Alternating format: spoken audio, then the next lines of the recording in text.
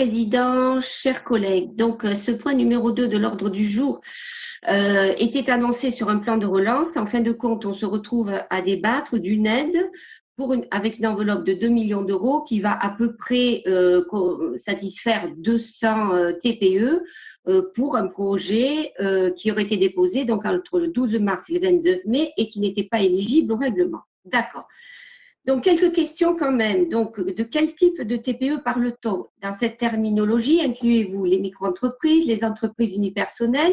Et il y a quelque chose aussi quand même qui nous a un petit peu interpellé, c'est que ce dispositif est quasiment fermé.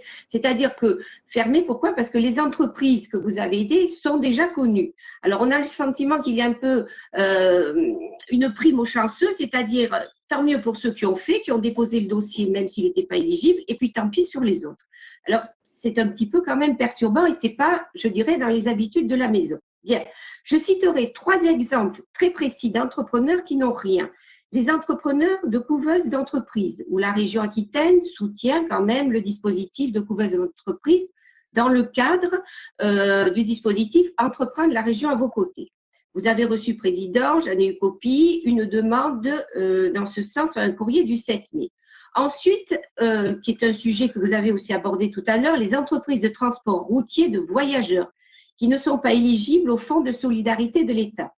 Enfin, il y a aussi le cas des entreprises juste créées en début d'année qui ont été rattrapées par le confinement, qui n'ont pas pu ouvrir et qui n'ont généré que des frais, loyers, investissements, matériel et aucun chiffre d'affaires. Et beaucoup de restaurateurs sont concernés par ce cas. Donc, au-delà de ce plan d'urgence que je qualifierais là plutôt de rattrapage, nous reconnaissons bien sûr l'investissement fort de la région. Et il serait quand même utile, vous en avez aussi un petit peu parlé, qu'on ait un bilan, vous l'avez demandé, je ne pense pas qu'il nous ait été communiqué, du taux d'engagement des différentes enveloppes prévues d'un plan d'urgence que nous avons voté en avril. Et parce que quand on regarde les derniers points, moi, que j'ai eu du début mai, c'est vrai que le taux de consommation des différents dispositifs était quand même assez faible.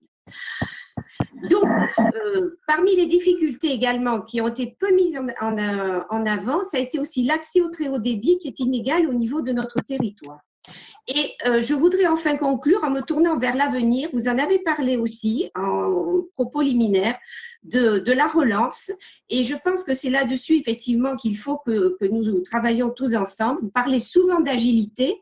Eh bien, je vous dis banco, Président, pourquoi tout simplement, exceptionnellement, ne pas mettre entre parenthèses notre règlement d'intervention éco, tout en partie pendant une année ou un peu plus, et en inventer un autre plus simple, ouvert à toutes les entreprises avec pour but unique la relance, un pack rebond ou un pack relance. Il s'agirait d'élargir l'éligibilité à tous les secteurs et toutes les catégories d'entreprises, étaler donc ce plan sur une durée. Ça serait bien sûr une aide à l'investissement matériel et surtout immatériel, digital, marketing, commercial, transition énergétique, etc. Il conviendrait également de prévoir un procès d'exécution unique et rapide, pourquoi pas décentralisé sur notre territoire.